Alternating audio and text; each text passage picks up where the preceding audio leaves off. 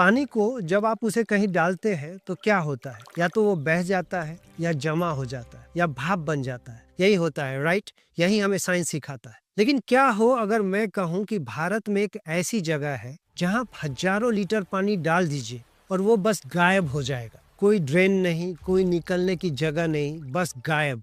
और ये तो कुछ भी नहीं है। क्या हो अगर उसी जगह पर हर 60 साल में अपने आप बाढ़ आती हो और कुछ ही मिनट बाद वो पानी भी वैसे ही गायब हो जाता हो। ये कोई कहानी नहीं, ये एक ऐसा रहस्य है जिसे मॉडर्न साइंस आज तक सॉल्व नहीं कर पाया। ये है आंध्र प्रदेश का गुड्डी मल्लम मंदिर। अब जरा सोचिए, जब किसी पुरानी चीज की उम्र पता की जाती है तो हम किस चीज पर भरोसा करते हैं? साइंटिस्ट्स और सरकारी रिकॉर्ड्स पर, है ना? लेकिन क्या हो अगर ऑफिशियल रिकॉर्ड और हजारों साल से चली आ रही स्थानीय मान्यता में 10,000 साल का फर्क हो? ये कोई काल्पनिक सवाल नहीं है, ये आंध्र प्रदेश के गुड्डी मल्लम गांव की सच्चाई है। और ये 10,000 साल का फासला सिर्फ कुछ नंबरों का खेल नहीं है, ये हमारे पूरे इतिहास की समझ को चैलेंज करता है। ये गांव तिरुपति शहर से ज्यादा दूर नहीं है, यहीं पर है परशुरामेश्वर स्वामी मंदिर। बाहर से देखने पर शायद आपको ये एक नॉर्मल मंदिर लगे, लेकिन ASI यानी हमारी सरकार का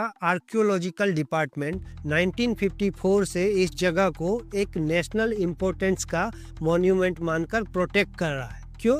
क्योंकि इसके गर्भगृह में जो शिवलिंग है वो एक अनसुलझा रहस्य है। ये शिवलिंग लगभग 5.5 फीट ऊंचा है और इसके पत्थर पर सामने की तरफ भगवान शिव की पूरी मूर्ति उकेरी हुई है। शिव यहाँ एक शिकारी के अवतार में है, एक हाथ में कमंडल, दूसरे में एक भेड़ और कंधे पर एक कुल्हाड़ी। लेकिन सबसे हैरान करने वाली डिटेल ये है कि शिव एक बौने आदमी के कंधों पर खड़े हैं। इस बौने को सनातन परंपरा में अपसमार पुरुष यानी अज्ञान का प्रतीक माना जाता है और शिव को उसके ऊपर खड़ा होना ज्ञान की अज्ञान पर जीत दिखाता है। लेकिन 1911 में जब इतिहासकार A गोपीनाथ राव ने इसे स्टडी किया तो उन्होंने लिखा कि ये बौना हारा हुआ नहीं बल्कि खुश और मुस्कुराता हुआ दिख रहा है। मतलब एक ही मूर्ति और उसके 100 अलग अलग मतलब। ये सिर्फ शिव नहीं है, ये त्रिदेव का रूप है। ब्रह्मा, विष्णु, महेश सब एक ही पत्थर में। और इसकी बनावट में भी गहरा रहस्य है। इसका बीच का हिस्सा यानी शाफ्ट 7 नहीं बल्कि 8 भुजाओं वाला है।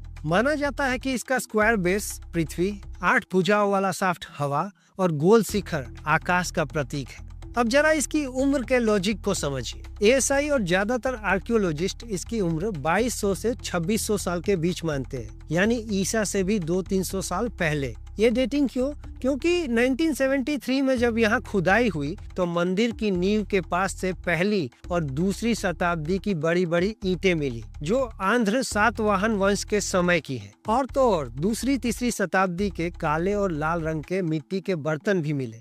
लेकिन कहानी यहाँ खत्म नहीं होती। खुद स्कॉलर्स के बीच ही इसकी डेटिंग को लेकर 700 साल तक का विवाद है। कुछ इसे और भी पुराना मानते हैं और इन सब के सामने खड़ी है स्थानीय मान्यता जो इसे 12,000 साल पुराना मंदिर मानती है। और इन सारे जाने समझे रहस्यों के बाद एक थ्योरी ये भी आती है कि ये शिवलिंग जिस पत्थर से बना है वो पत्थर हमारी पृथ्वी का है ही नहीं। कुछ इसे अंतरिक्ष से गिरा हुआ उल्का पिंड तक कहते हैं। याद है मैंने वीडियो के शुरू में पानी के गायब होने की बात की थी, अब उसे डिटेल में समझते हैं। इस मंदिर के गर्भगृह में यानी मेन रूम में पानी निकलने का कोई रास्ता नहीं है, कोई नाली नहीं है, कोई जलहरी नहीं है। लेकिन आप शिवलिंग पर कितना भी पानी चढ़ा लीजिए, 1 लोटा, 10 लोटे या फिर घंटों तक पानी की मोटर चला दीजिए, सारा का सारा पानी बस गायब हो जाता है। वो जमीन में समा जाता है। कहाँ जाता है कोई नहीं जानता। ये कोई नई बात नहीं है। पुरानी कहानियों के अनुसार राजा नल ने इस रहस्य को जानने की कोशिश की थी। उन्होंने बैलगाड़ियों में भरवाकर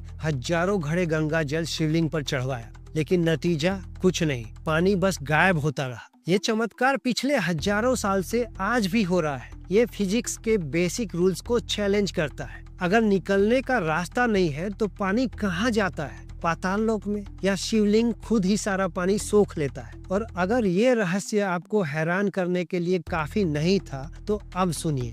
हर 60 साल में एक बार, ठीक 60 साल में इस मंदिर का गर्भगृह अचानक पानी से पूरा भर जाता है। ये पानी कुछ ही मिनटों तक रहता है और फिर उतनी ही तेजी से गायब हो जाता है। पिछली बार ये घटना 4 दिसंबर 2005 को हुई थी और इसे मंदिर के अटेंडेंट P. सिनप्पा ने मंदिर के रजिस्टर्ड में रिकॉर्ड भी किया था। एएसआई के ऑफिसर्स ने भी इस घटना को देखा था, लेकिन उनके पास इसका कोई साइंटिफिक जवाब नहीं है। और शॉकिंग बात यह है कि इस इलाके में वाटर लेवल 300 से 350 फीट नीचे है, तो ये पानी आता कहां से है? भक्तों का मानना है कि ये पानी सीधे काशी से आता है, शिवलिंग का अभिषेक करने। क्या ये महज एक कोइंसिडेंस है या ये कोई ऐसा सीक्रेट वाटर मैनेजमेंट सिस्टम है जिसे हमारे पूर्वजों ने बनाया था और वो आज भी परफेक्शन से काम कर रहा है? और रहस्य यही खत्म नहीं होते। साल में 2 बार संक्रांति के टाइम पर सुबह के सूरज की पहली किरणें सीधे शिवलिंग के माथे पर पड़ती है, हर साल बिना चूके। ये एक एस्ट्रोनॉमिकल और आर्किटेक्चर का चमत्कार है। लेकिन कुछ लोगों का दावा तो इससे भी बड़ा है। उनका कहना है कि ये पूरा सिस्टम सोलर एनर्जी से चलता है और जब सूरज की किरणें पड़ती है तो शायद कोई गुप्त रास्ता एक्टिवेट होता है। क्या हमारे पूर्वजों को सोलर पावर का ऐसा यूज पता था जो आज भी हम नहीं जानते? पानी का गायब होना, 60 साल में बाढ़ आना, सूरज की किरणों का सीधा कनेक्शन, ये सारी बातें एक ही तरफ इशारा करती है कि असली राज जमीन के ऊपर नहीं, जमीन के नीचे है। और गुड्डी मल्लम का मतलब ही है भूमिगत मंदिर। स्थानीय लोग मानते हैं कि असली शिवलिंग ठीक इसके नीचे दबा हुआ है और इस मंदिर में 9 ऐसे रास्ते हैं जो जमीन के अंदर जाते हैं। क्या यह शिवकोड सच में जमीन के नीचे दफन है? अब यहाँ एक जरूरी सवाल उठता है, क्या हम अंधविश्वास की बात कर रहे हैं? नहीं, हम सवाल पूछने और तर्क करने की बात कर रहे हैं। लेकिन हम उस मोड़ की भी बात कर रहे हैं जहाँ आकर सारे तर्क और सारा विज्ञान चुप हो जाता है। आप फिजिक्स के हर नियम को लगाकर देख लीजिए, पानी बिना किसी आउटलेट के गायब नहीं हो सकता, लेकिन यहाँ होता है। आप जियोलॉजी की हर किताब पढ़ लीजिए, 350 फीट नीचे के वाटर लेवल से पानी अचानक ऊपर आकर बाढ़ नहीं ला सकता, लेकिन यहाँ लाता है। आप एस्ट्रोनॉमी का हर कैलकुलेशन कर लीजिए, सूरज की किरणों का ऐसा परफेक्ट अलाइनमेंट महज संयोग नहीं हो सकता। जब विज्ञान के सारे दरवाजे बंद हो जाते हैं तब इंसान कहाँ देखता है? वो उन कहानियों की ओर देखता है जो हजारों साल से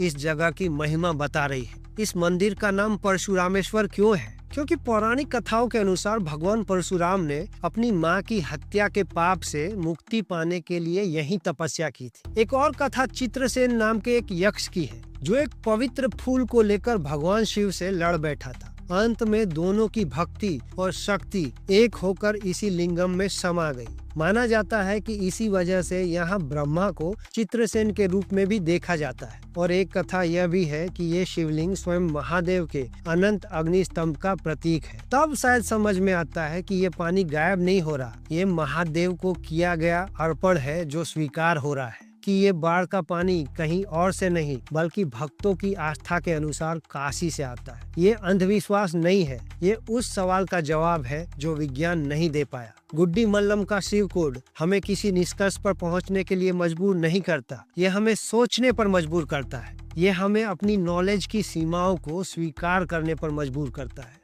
ये साइंस के विरुद्ध नहीं है, ये साइंस की करंट बाउंड्री से आगे की चीज है। ये पत्थर जो शायद शिवलोक से आया एक चैलेंज है हमारी बुद्धि को, हमारी आस्था को। सवाल ये नहीं है कि आप इस पर आंख बंद करके यकीन करें, सवाल ये है कि जब तर्क और तथ्य आपको एक दीवार के सामने लाकर खड़ा कर दे तो क्या आप उस दीवार के पार झांकने की हिम्मत करेंगे? तो चलिए इसी सवाल के साथ इस वीडियो को शिव के नाम के साथ यहीं पे समाप्त करते हैं और आपसे मिलते हैं अगले वीडियो में। हर हर महादेव, ओम नमः शिवाय।